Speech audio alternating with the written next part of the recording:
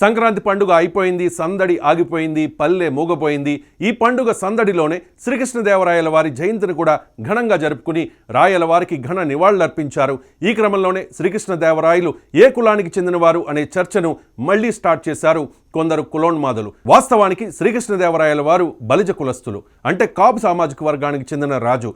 చరిత్ర ఇదే చెబుతోంది. అప్పటి శాసనాల్ని పరిశీలించి పరిశోధించిన చరిత్రకారులు రాయల వారు కాపు వర్గానికి చెందినవారు అని ఘంటాపదంగా చెబుతూ ఉన్నారు. ఆధారాలతో సహా నిరూపించారు కూడా. తాను కాపునైనా కూడా కాపుల కోసమే కాకుండా తన విజయనగర సామ్రాజ్యంలో అన్ని కులాల అన్ని మతాల ప్రజల శ్రేయస్సు కోసం పనిచేశారు రాయలవారు. శ్రీకృష్ణదేవరాయలు దేశమే గర్వించే రాజు. శ్రీకృష్ణదేవరాయలు విజయనగర సామ్రాజ్యానికి స్వర్ణ యుగాన్ని తెచ్చిన మహనీయ చక్రవర్తి, ధైర్యవంతుడైన యోధుడు, దూరదృష్టి గల పరిపాలకుడు, గొప్ప సాహిత్య పోషకుడు, హిందూ ధర్మ రక్షకుడు. బహమనీలు గజపతులపై అద్భుత విజయాలతో సామ్రాజ్యాన్ని విస్తరించి దక్షిణ భారతదేశాన్ని ఏకం చేశారు. ఒక కులానికో మతానికో పక్షపాతం చూపకుండా అద్భుతమైన పాలన చేశారు రాయలవారు. మహాపురుషుల జననాన్ని గురించి చర్చించడం చాలా తప్పు.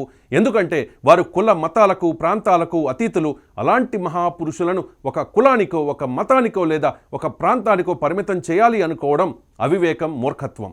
భారతదేశం గర్వించదగ్గ చక్రవర్తులలో శ్రీకృష్ణదేవరాయలు అగ్రగణ్యుడు. ఏ చక్రవర్తిపైనా జరగనంత రచ్చ రాయలవారి కులంపై జరిగింది, జరుగుతోంది కూడా. ఏ కులంలో పుట్టాలనే ఆప్షన్ ఏ ఒక్కరికి ఉండదు. కానీ అన్ని కులాలను మతాలను కలుపుకుపోవడంలోనే వారి గొప్పతనం కనిపిస్తూ ఉంటుంది.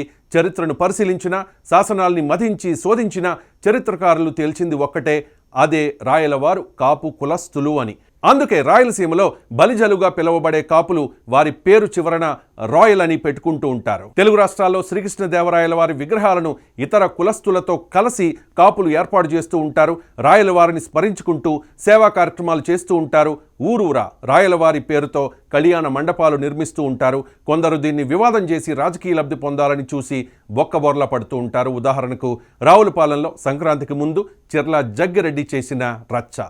రాయల వారిని ఆదర్శంగా తీసుకున్న వాళ్ళు ఆదర్శప్రాయులు అవుతూ ఉన్నారు. తాజాగా ఉడిపి శ్రీకృష్ణ దేవాలయం జనసేన అధినేత ఏపీ డిప్యూటీ సీఎం పవన్ కళ్యాణ్కు అభినవ కృష్ణ దేవరాయ అనే బిరుదును ప్రదానం చేసింది.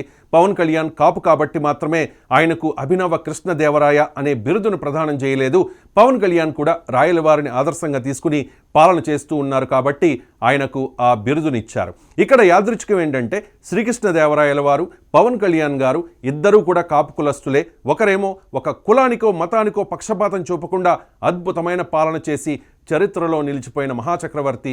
మరొకరు ఆ ఆదర్శాలను కొనసాగిస్తూ అభినవ కృష్ణదేవరాయగా పాలన చేస్తోన్న నాయకుడు. చివరగా చెప్పేది ఒకటే, శ్రీకృష్ణదేవరాయల వారు కాపు కులస్తులు. ఎవరంత రచ్చ చేసినా ఇది చరిత్ర చెబుతోన్న వాస్తవం.